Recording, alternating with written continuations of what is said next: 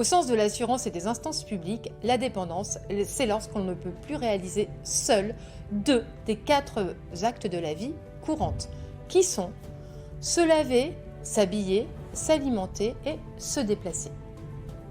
Le degré de dépendance est mesuré par les GIR, 4 au total, du GIR 4 au GIR 1, le GIR 1 étant le plus grave. De ce classement va dépendre le montant de l'aide, l'APA, aide personnalisée à l'autonomie, versée par les départements. Le patrimoine et les ressources personnelles déterminent également le montant de l'APA.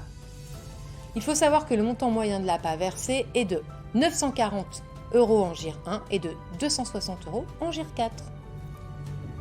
En moyenne, la perte d'autonomie coûte 2 500 € mensuels aux personnes dépendantes. Ce contrat vient soulager financièrement le maintien à domicile ou le placement dans un EHPAD. Contrairement aux idées reçues, la dépendance ne touche pas uniquement les seniors, Alzheimer, Parkinson, etc. La perte d'autonomie peut également malheureusement toucher aussi les jeunes populations suite à des accidents, des maladies dégénératives. Ce contrat est donc adapté à toute personne physique ayant sa résidence habituelle en France.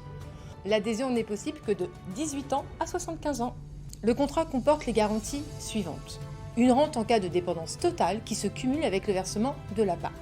Vous aurez le choix d'acter une rente de 300 € au minimum jusqu'à 3 000 € au maximum.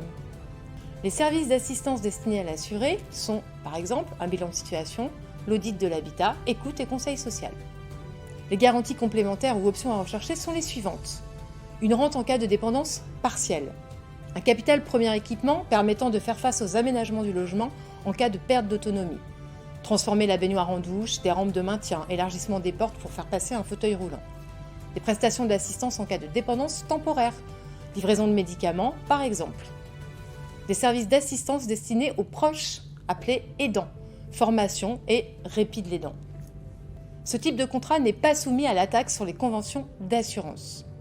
Pour les particuliers, la cotisation de ce type de contrat n'est pas déductible sur le plan fiscal, par conséquent, la rente servie n'est pas imposable.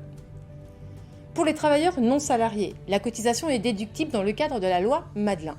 Par conséquent, la rente servie est imposable au titre des pensions, retraites et rentes. Cependant, le capital premier équipement, que ce soit pour les particuliers ou les travailleurs non salariés, n'est soumis à aucune fiscalité.